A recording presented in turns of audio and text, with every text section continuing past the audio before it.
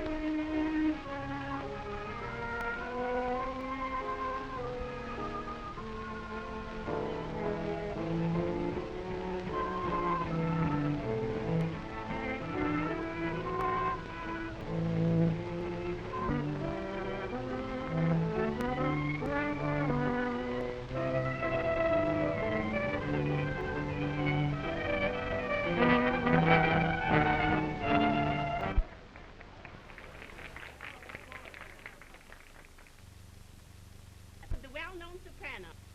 When You're in Love, Miss Cole.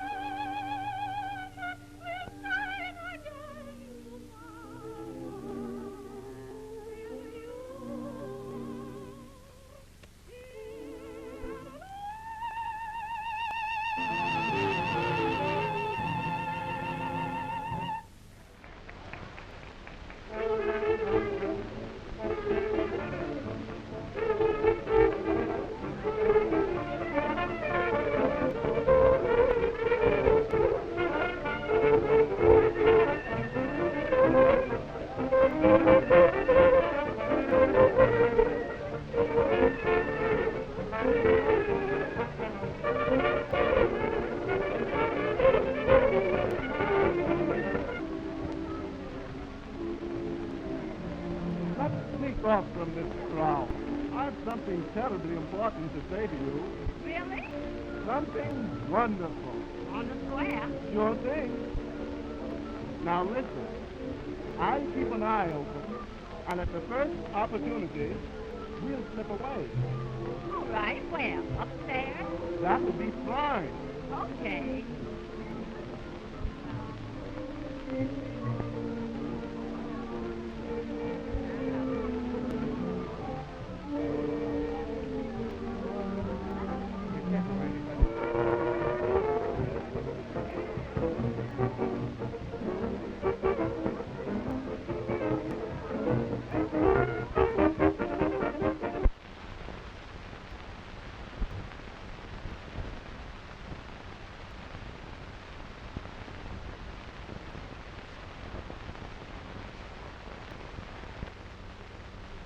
You know, this is a strange old house. There's something peculiar and forbidding about it. Yes, there is. And a good reason for being so. How's that? The old Lucret mansion. Oh, Don't you recall the Lucret case? vaguely. He was a packer. That's him. Yes, I remember. It seems that he... Killed his wife. That's right. Killed his wife. I wonder where. In this house? In this very room. Right over there.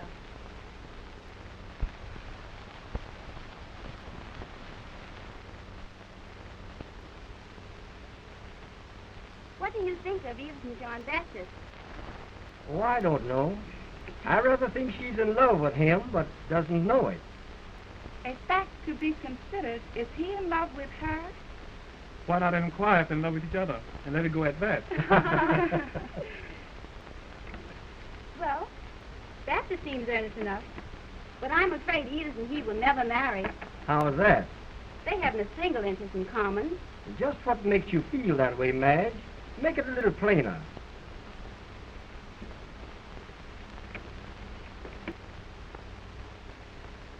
Well, it's like this. Edith doesn't belong in this environment. It is all a case of make-believe.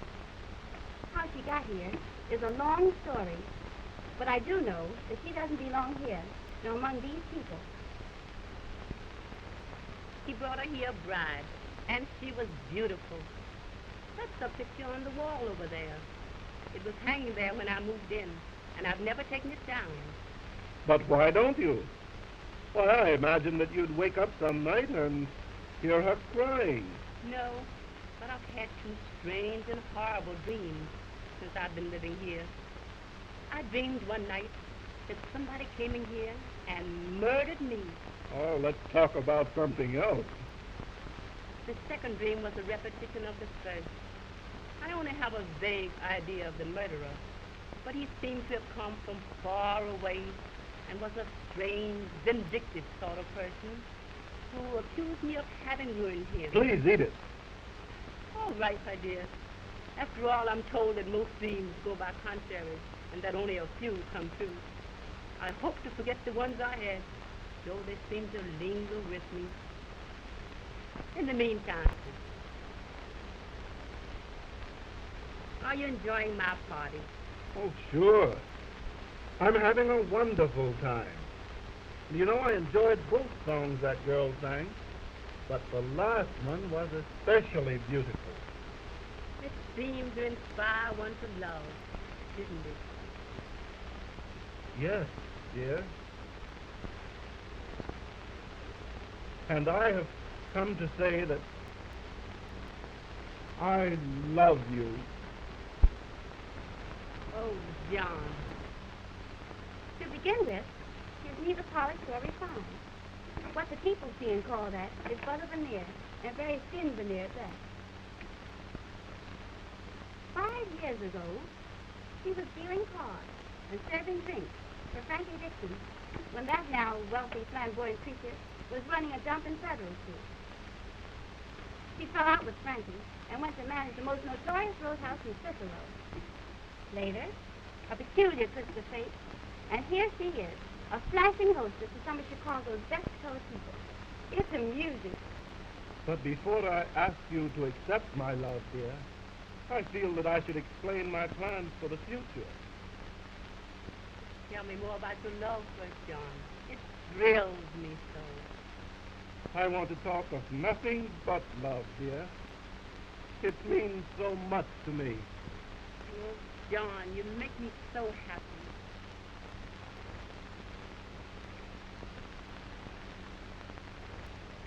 Oh, isn't it beautiful to plan, dear? While you do not know it, may have not even guessed it, but I have some big plans in mind also. I've had them for a long time, and I want to tell you about them. And I'll bet you've been planning on doing the very same thing I have. There's such good money in it. Well, I'm fairly certain that it's not. I'm sure you haven't even pictured what I have in mind. In fact, what I'm all prepared to do. All right, my dear. Then I'll describe my plans first. Then see if we have the same thing in mind. What it won't endure? Dress a pig in silk and he'll wallow in the mud at the first opportunity. Now, mark my words, this time it depends on her part isn't going to last much longer. Sooner or later, she'll return to the racket from which she came. I'll be willing to lay a bet that within less than 2 years from now, she'll have kicked over the traces and turned this very house into a dive as low down as Frankie Dixon ever run. But what about Baptiste? If he loves her... Oh, forget it. He doesn't love her. He's only infatuated and thinks he does. Oh, come on, Madge. Give the poor girl a break. It is possible that you're misjudging her. I'm doing nothing of the kind. It's you who don't understand. It takes a woman to understand another woman, and I understand Edith Duval. As for Baptiste, he's a fine and manly cat. But when he proposes to Edith, and they are both soft and emotional, she'll unburden herself to him, and that'll be the end of it. But it's my deal. Go ahead. Cut the cards. You go into business, Edith? Why, what kind of business? A club, dear. You see, we could use this house for the purpose. A club, Edith? Why, I haven't the least idea what you're talking about. What kind of a club? Social club, John. What other kind could we run? The kind that Frankie Dixon runs. You understand? Great guns, Edith. You can't mean it. Why, have you ever been to Frankie Dixon? Have you any idea the kind of place she runs? Of course I've been there and understand what goes on. But she's making money. Good money. More money than any other woman I know. So, what difference does it make what goes on? This much difference, as far as I'm concerned. Why, I wouldn't have anything to do with such a business. Why, the whole mess is against every principle that I possess. Why, she runs a gambling joint, bootlegs, banks the clearinghouse numbers, runs the policy wheel. Oh, she's mixed up in the racket completely. In short, her place is a joint, a dive, and you... What is the difference if you get the money? After all, that is what counts. Frankie Dixon's got the money. Everybody envies her. She can have anything she wants. Now, a handsome man like you, backed up by a clever woman, could open up a place like hers in this location, and with the following we have, well, we can... Please, Edith, don't say any more about it. Why, I wouldn't be connected with a dive like Frankie Dixon if I was assured of making $1 million. The queen of the underworld. Ah, I loathe even the idea.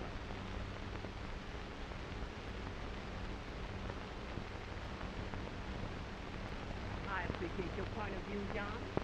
But we do not have to be wicked because of the nature of our business. If they want to blow their money in trying to beat us out of ours, it seems a fair exchange to me. And if it's so detestable to you, we could stay in it a few years, get ours, then get out and into something more decent. Now listen, Edith. Nothing could be further from my mind.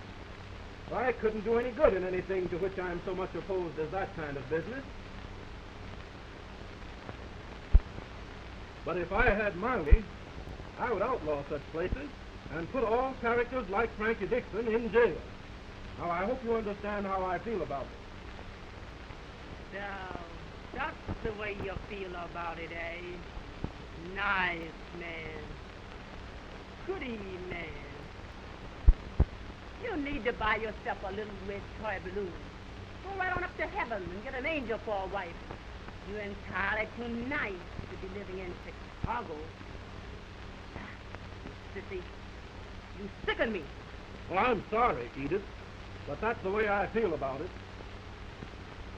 I understand. I don't see how I overlooked it before. But you're not like other men. You don't drink. You don't stay out late at night. And until the night you had never even asked me to kiss you. Just a sissy, that's all. And I wouldn't have you on a bet. Now, that's unfair, Edith. And you have no right to call me unpleasant names. There are plenty of men who don't drink, who don't stay out all night, And there are plenty of men who persist in a high moral regard for the women that they would love and honor, for all women.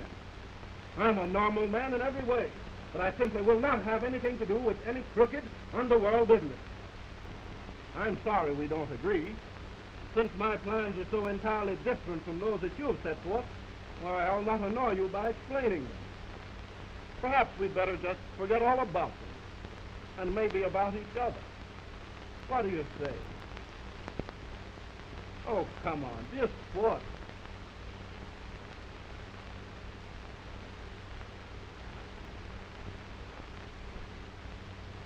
Well, goodbye.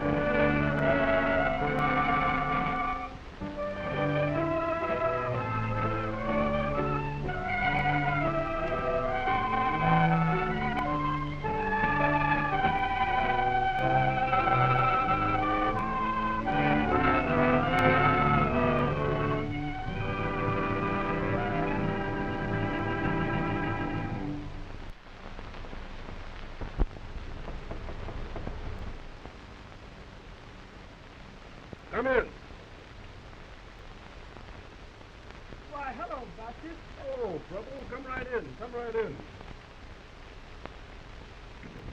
I got your groceries from town. Okay, let's put them over there on the trunk, Preble. Come on back. Take a seat. Tell me all the news. All the news. Huh. That's amusing. But speaking of news reminds me of something. Yeah? We have some new neighbors. No. Yeah. On the Watson place. Moved in from Indiana a few days ago. Oh, that's interesting. Who are they? Their name is Stewart. The family consists of an old man and 2 boys. Let's see. The only live one in the office, however, is a girl. Boy, but she's pretty and smart. Boy, this is getting hot. Tell me more about it. They're white people, I suppose. Oh, yes. Now, ain't that funny? What's funny? You asking me if they are white people. What difference does that make? Anyway, you're not all colored, are you? Oh, yes, Preble. I'm all colored. But ain't you sort of mixed? Got some white blood in you? I understand mixed. Colored people are smoking. That is like you understand. Well, that's quite true. But you see, if you're part white and part colored, it's all the same. You're considered all colored. So we'll just let it go at that, eh? Now, come on, tell me more about your new neighbors.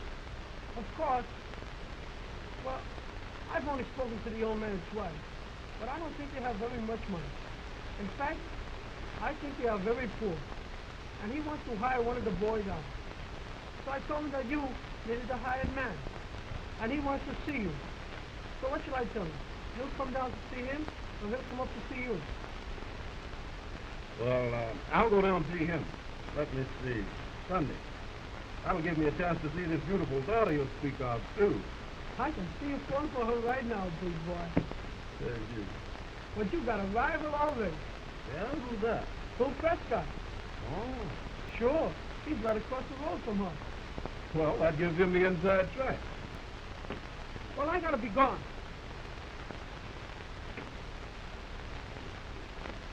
I'll tell him that I saw you, and you'll be down to see him. Okay, Preble, thanks.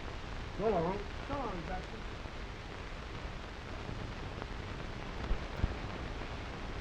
And now, Bill, George and I can take care of everything about the home. And the Mr. Baptiste, who's coming here to see about a hired man, wants you to work for him. Well, you can work for him once and for you. You can work for him. But where will I eat? He's a bachelor, you know. Well, I suppose you eat at home. Although he owns most of the land around here, so I understand, why, he's a bachelor, and it'd probably be all right with him for you to board at home. Anyway, that can all be settled when he calls. That's him now, I guess.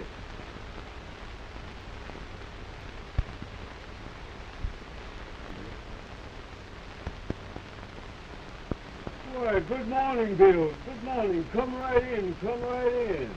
Thanks, George. Looked so funny when you saw me, I thought something would happen. Well, it was like this. I'm looking for a man who wants a hired man, and I thought it was him when you knocked. That's why I looked surprised. But we're always glad to welcome you, to have you call, so come right in. Be seated and make yourself at home. Thanks, George.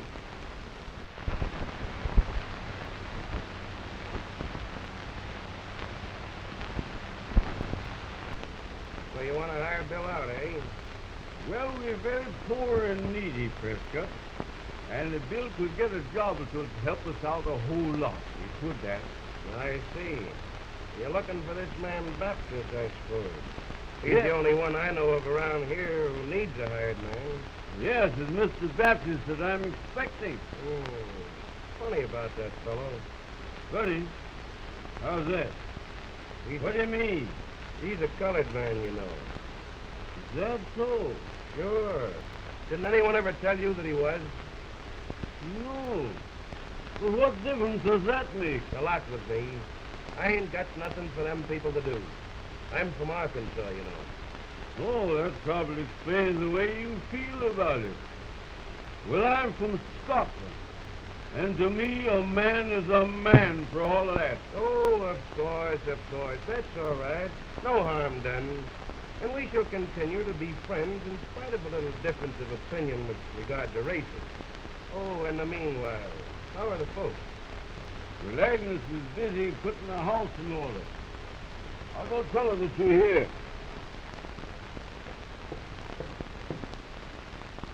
Come in.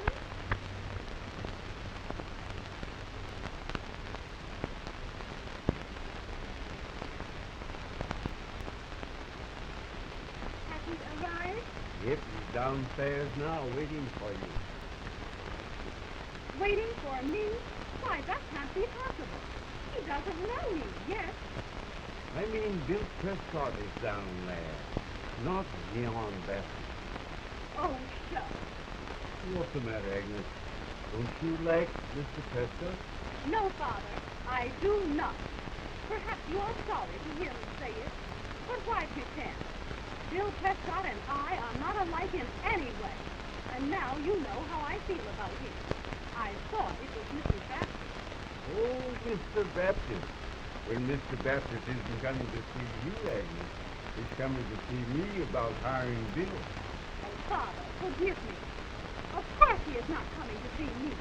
I didn't mean it that way. But I have heard so much about him since he came out here. How he acquired all those lands and cattle and horses. And then Treble told me that he was calling this morning to see you about hiring Bill. It took me all aflush and made me anxious to see him, what he looked like, and all that. Well, of course, my dear, we're anxious to meet this man and welcome him as we do everybody. But the Prescott brought news regarding him that no one had explained before. What was it? He's a colored man. A colored man? Do you mean that he's a Negro, Father? Negro, yes, a black man, yes. Oh, Well, of course, that wouldn't make any difference as far as we're concerned, would it? I know, Father. Of course not. That's what I told Prescott. Prescott? Oh, yes, it was Moses. Yes, of course. You know, that fellow is prejudiced. I didn't like the way he referred to Mr. Baptiste. You know, I judge a man according to his honesty and ability. That is the only fair way to judge anybody. I knew you would refuse me yet. He seems to think the same way. You are so good, Father, that I have always hoped to be like Thank you, baby. you. You say that he's a black man's father? No, dear. I said a Negro means a black person. I've never seen Mr. Baptiste. Then he might not be black after all. Of course not. I saw some colored people when we passed through Chicago on our way out here, and many were quite light. Why, some of them were as light as my mother. Of course, yes. I think I hear George calling me. I'll go out and see what he wants.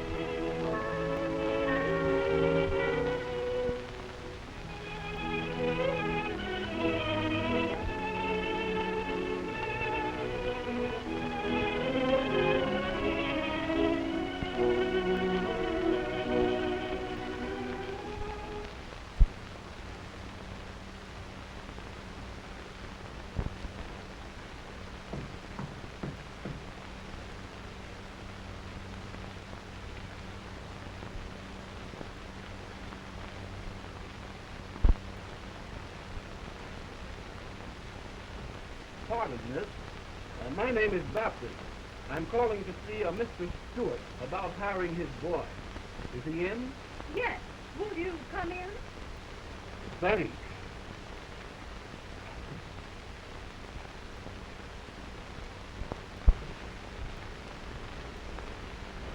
Please be seated. I'll call Father. Thanks.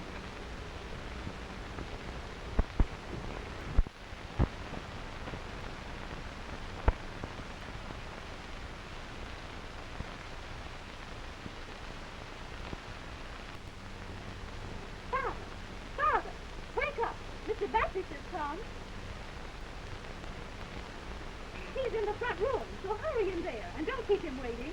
All right, my dear, I won't keep you waiting long. Now that he is here, you entertain him while I prepare dinner. Why is my baby so excited? Oh, Father, stop talking and go on in there before he becomes impatient. All right, I'm going. Call us when the meal is ready.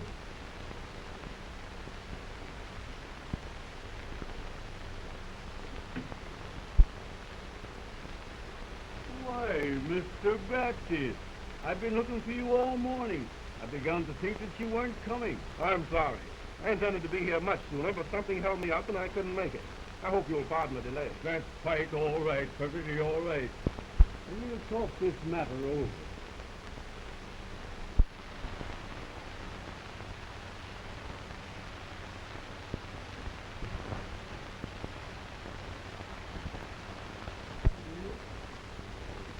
All right, it's all agreed, Mr. All agreed, Mr. Baptiste. He's to board at home and work for you. And I hope he pleases you. If he does not, you just tell me and I'll attend to him. Oh, that'll never be necessary. I try to get along with everyone, Mr. Stewart, and I'm sure that Bill and I will make it all right. Well, I'll be running along now. I'll look for the boy in the morning. Yes. Father, dinner is ready. Don't let Mr. Baptiste go yet. Ask him to stay for dinner. By all means, I've forgotten. You must stay for dinner, young man. In the meanwhile, meet my daughter, Miss Agnes, Mr. Baptiste. I thank you for your kind invitation to remain for dinner, but really, I don't think... Well, don't think. Just come on in and eat. The girl has prepared enough for all of us. So come on in and eat your fill.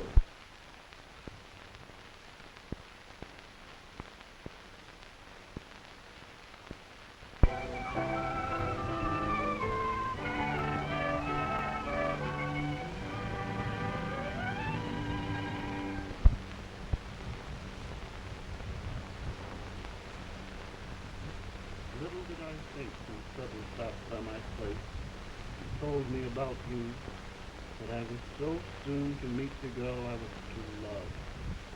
Love is beautiful, isn't it, dear? Sometimes I hardly know whether I'm awake or dreaming. I only know that I'm happy, very happy. Although I've just met you, dear, you've been in my heart for years and years. I've dreamed of you by night, longed for you by day. Then suddenly you appeared, just like an angel from heaven. And now my dreams come true, and I have you fast in my arms to hold you close, gaze into your eyes, touch your loving lips, sweet, tender lips.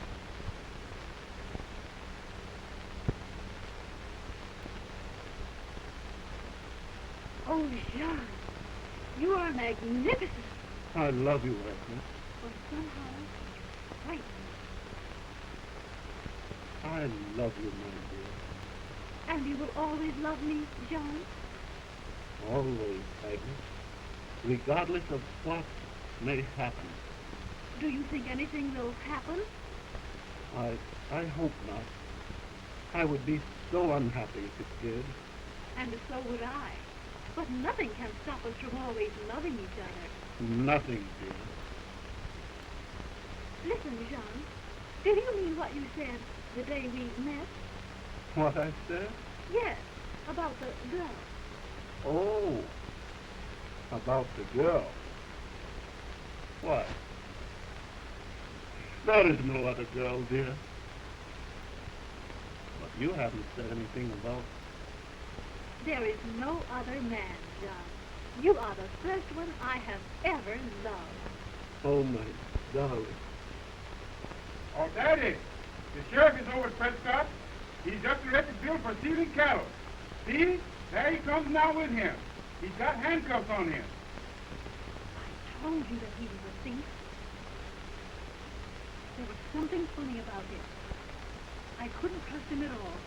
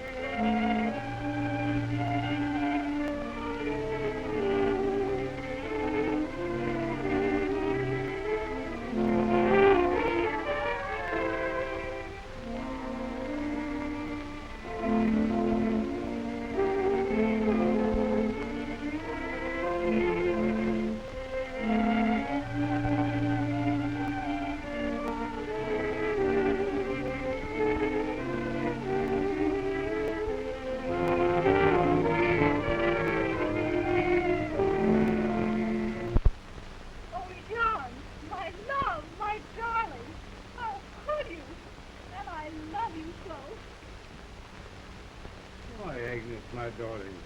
Why are you weeping? What has happened?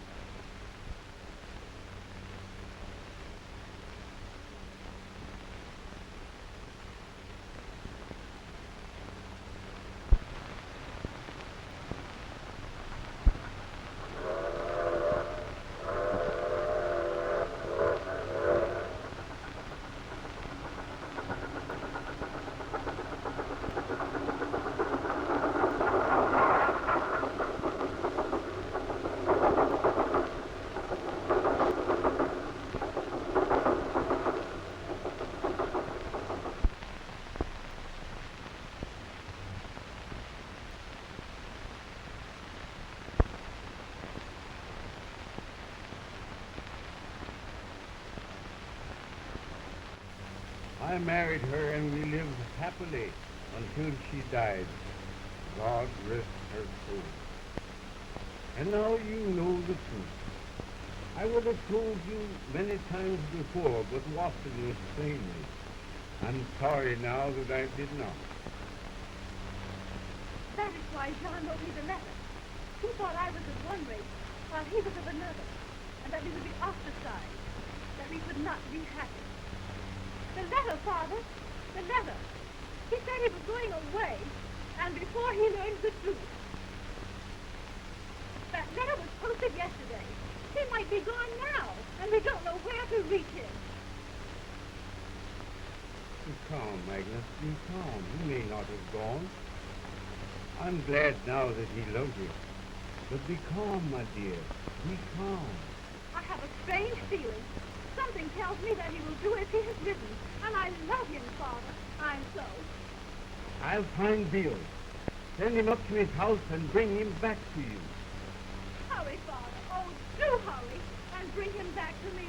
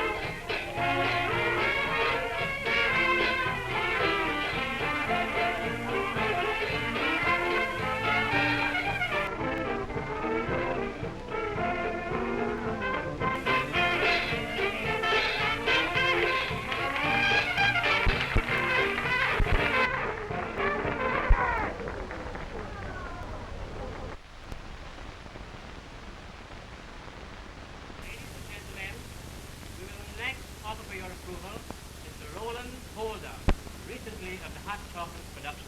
Roland Holder.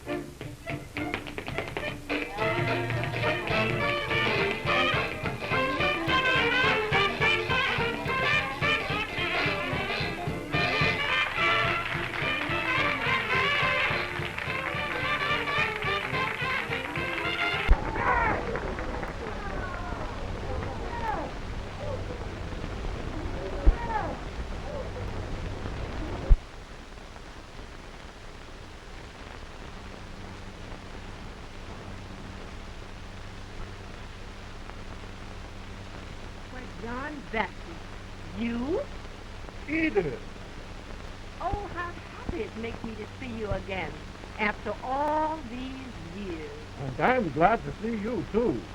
But the years have certainly dealt kindly with you. Why, you're as beautiful and charming as ever. Oh, John, you flatter me. Won't you, sit down? No, I won't sit down. But I want you to come with me, if you don't mind. I want to talk to you. And I have lots to say. All right, Edith.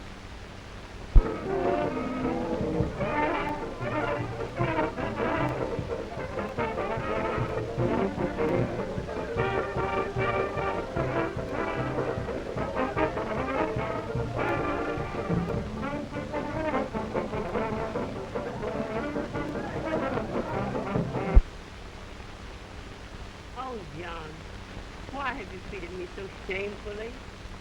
Shamefully, Edith? Well, what do you mean? You did not write me a scratch after leaving Chicago over 5 years ago. I know I acted foolish, but that was not enough for you to put me out of your life altogether, as you have done. No, Edith, you're all upset over nothing. Well, I forgot all about the way you treated me long ago. But I haven't forgotten, John. I shall never forget, because it was my selfish, unwise, and insane ambition that drove you from me, out of my life. And oh, how I have repented. I would have recalled you before you even left me. You had given me half a chance. Now, Edith, why all the excitement? You know, I didn't mean a thing to you then. And I certainly don't hold anything against you now because of what happened 5 years ago. But I'm telling you, John, I have never gotten over it. I knew before you left me that I loved you more than anything else in the world and wanted you. I would have gone anywhere with you, done anything for you. You had only to ask. You have suggested something. Oh, dear, you don't realize what you're saying. Why, I realize fully, John Baptiste, and I have been unhappy ever since. It's terribly embarrassing for a woman to have to make such an admission. But I love you, John. Always have, and always will. Oh, Edith, don't you catch my point? Conditions have changed as regards us. You belong to one phase of life, and I another. Crude as it is, I'm fond of life out there in the wilderness, and I'm sure that you wouldn't like it. Then, don't you see, if you fail to like it, you couldn't very well appreciate my effort, and that would make me very unhappy. But I would appreciate what you're doing out there, John. I would be happy with you anywhere, under any circumstances or conditions. You intoxicate me with your confession, Edith. You do not know it, but I, too, have been unhappy, and I'm afraid I've been lonely. Then take me with you, John. Trust me and love me, and I shall never fail you. Something has happened that makes it imperative that I take a wife. But I can't fancy your being happy out there. I just can't believe that you would.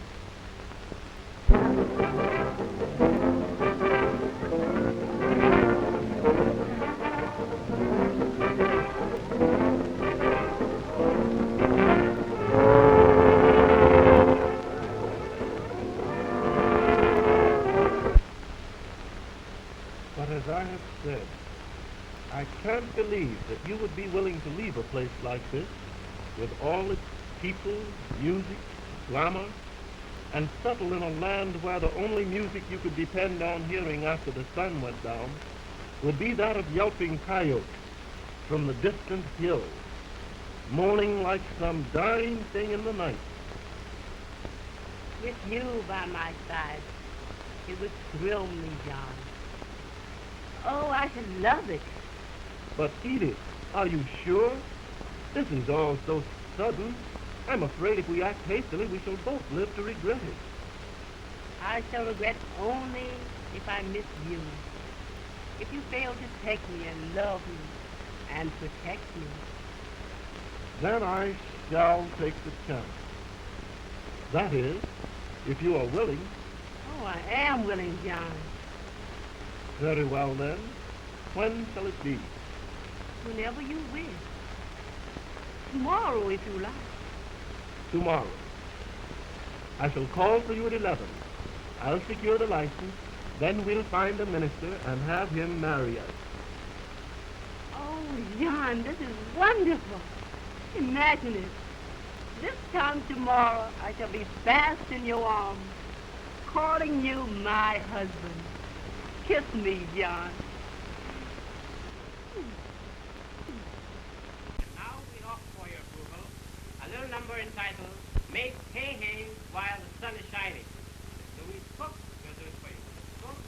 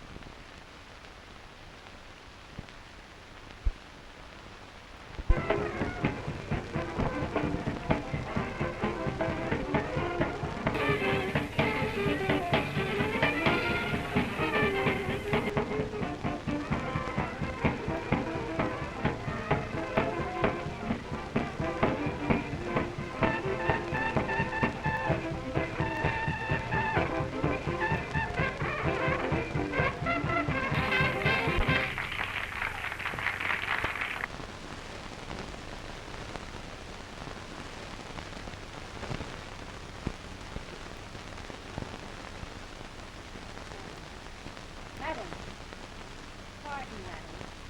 Mr. Django is outside and wishes to see you. Shall I send him in?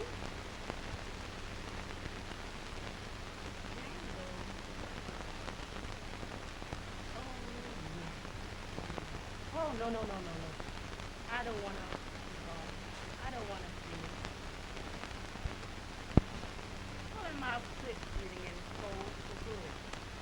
Gonna burn gas from now on. Run along. Very well, madam.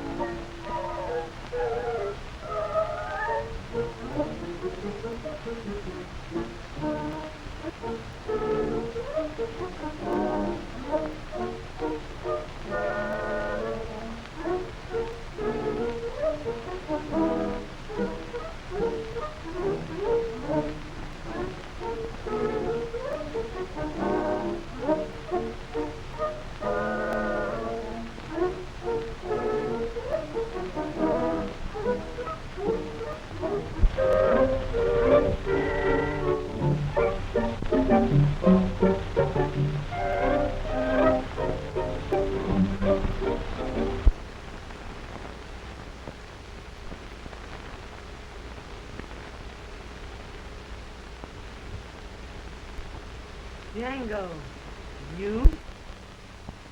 Yes, my fellow. It is I. What are you doing here? How dared you enter without knocking? You told me once that I need not knock. So come on in and surprise you.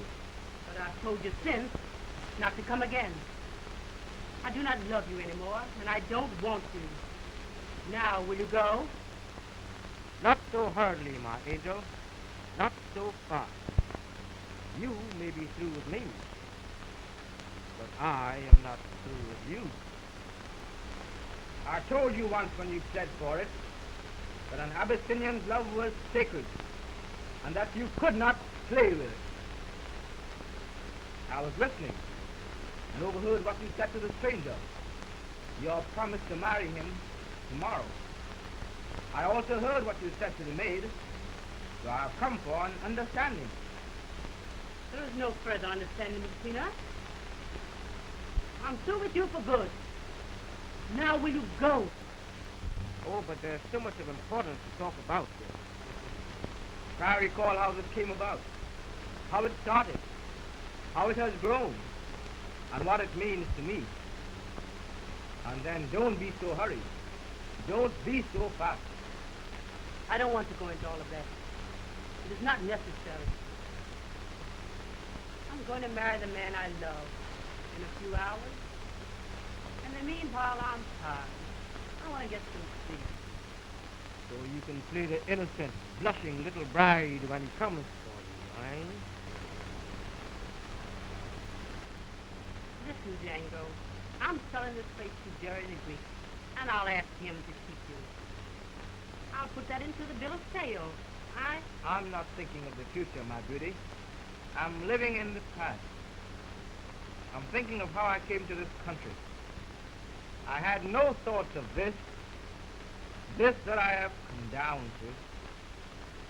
I was only looking forward to the day when I would be through, have my degree, go back to Africa, and teach my people the things that I had learned. Then I met you at a party where decent people had gathered to pay me honor.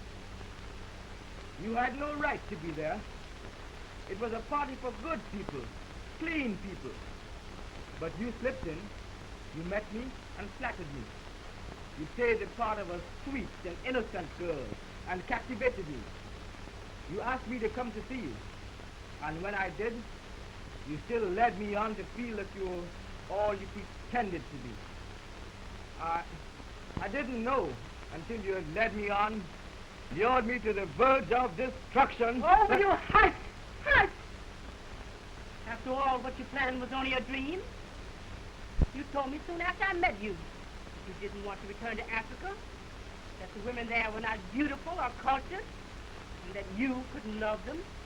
You caused me to leave school. You taught me to smoke those filthy reefers, to drink, to gamble, to do the many evil things that have ruined me. I wanted to finish my education. I wanted my degree. Oh, will you hush? For God's sake, hush! Oh, you set me crazy. I don't want to hear no more about education. Education! We've got too many educated Negroes now in this country, loaded down with degrees and starving to death. Besides, what would you do with more if you had it? Run on the road? Or sling hats in a beanery? Why, a Negro can't even get a job waiting table in a decent hotel anymore. So why stand there and whine and argue and cry? You're doing about as well as you would have done anyhow.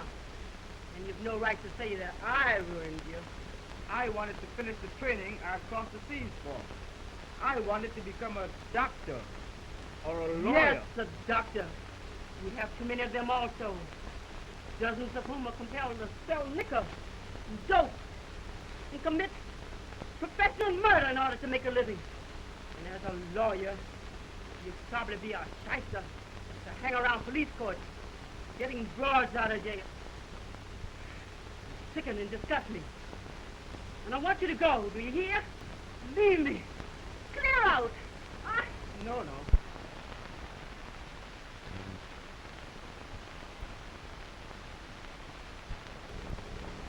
I'm sorry, but I suppose you're right.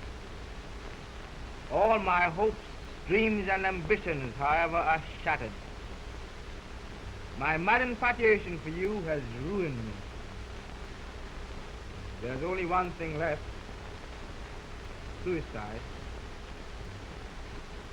Rat, you haven't got the nerve. Haven't I? If I had a gun, I'd prove it to you. I'd kill myself right here before your eyes and come back after death and haunt you for the rest of your worthless life.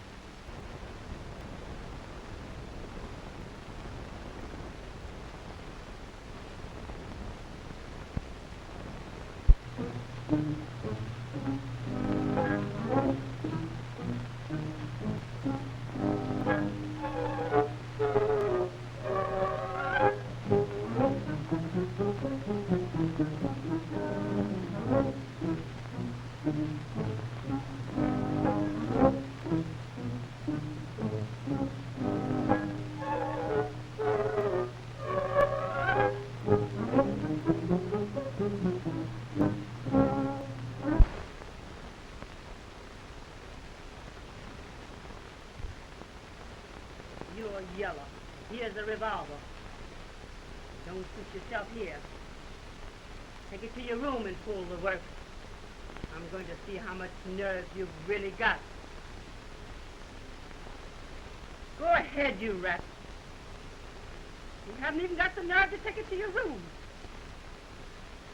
Let's shoot yourself. All this boast about wanting to be somebody is just so much tommy rot.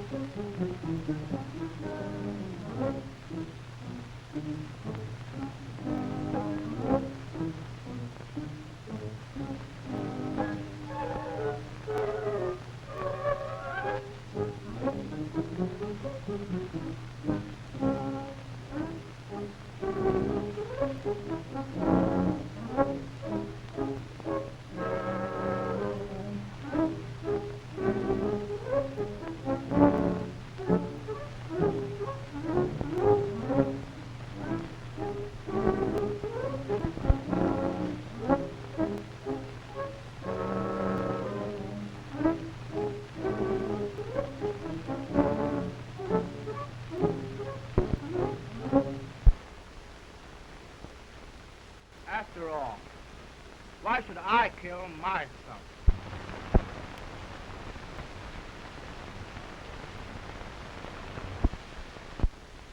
Rastafari has just been crowned King of Abyssinia, my own Abyssinia, and Ethiopia needs me, so I've changed my mind. I'm going back there, but before I do so, I shall make up for all the terrible things I've done here by sending you where you belong, fixing you so that you never ruin another man. Dango! Dango! What do you mean? Oh, don't! Oh! Oh!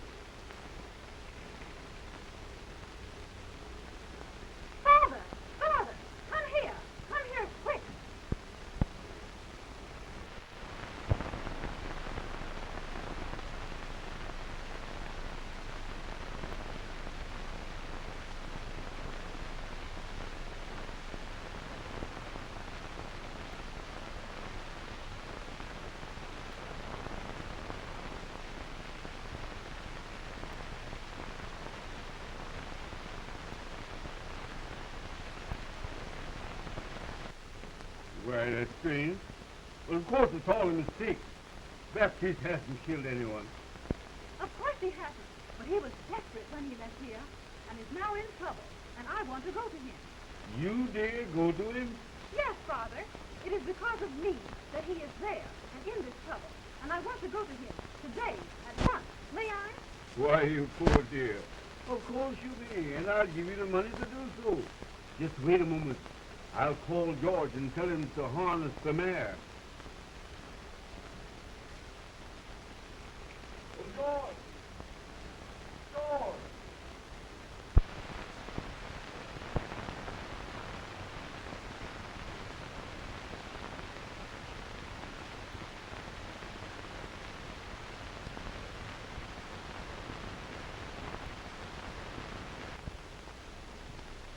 You say you knew this woman 5 years ago and never saw her since until last night when you were seen following her in her dressing room? Well, you were the last person seen with her before her body, shot to death, was found in this same dressing room. Of course, I'm deeply shocked at such a terrible occurrence. But I had no motive whatsoever to commit such a horrible deed. Why, we weren't your husband. Come on, back the goods on you and we're going to talk, see? Pardon, Chief. This fellow had been going in this Duval, and there was something about her murder. Now I followed him to his room, where he packed some things, and surrounded the house by a back stairway, bought a taxi and drove to Union Station. I nabbed him just as he was boarding train to New York. I think you will discover by questioning him that he knows a great deal more about the murder than he's willing to tell. Meanwhile, here is one of the rails from the club who can tell you a few things that will throw some light upon the subject. All right, lads, let's have it. Now, just a minute. Who are you? My name is Jerry Park, and I work at Miss Duval's club. This man here used to go with Miss Duval, but they ain't been getting along so well lately. Last night I saw this gentleman coming to cabaret, and Miss Duval saw him and invited him upstairs. After they went up, I saw Django follow. His face was tough and he was mad.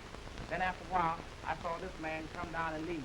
And after he had gone, I happened to pass Miss Duval's room, and I heard her and Django quarrel. And I heard her say, "Now will you go?" But I didn't hear no more. Then a little later, I saw him come out and leave by his side door. And after he had gone, they discovered Miss Duval's body. It's a lie. It's a lie. I didn't kill her. Somebody's made without me. I was... Now, easy, boy, easy. I've heard enough to let this man here go. Order you held. Lock him up.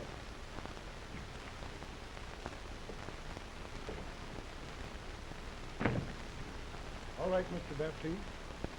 Sorry to have annoyed you. Oh, that's perfectly all right, sir. I'm sure I could have proven my innocence, but naturally I'm glad that it's proven so soon. Good day. Good day, sir.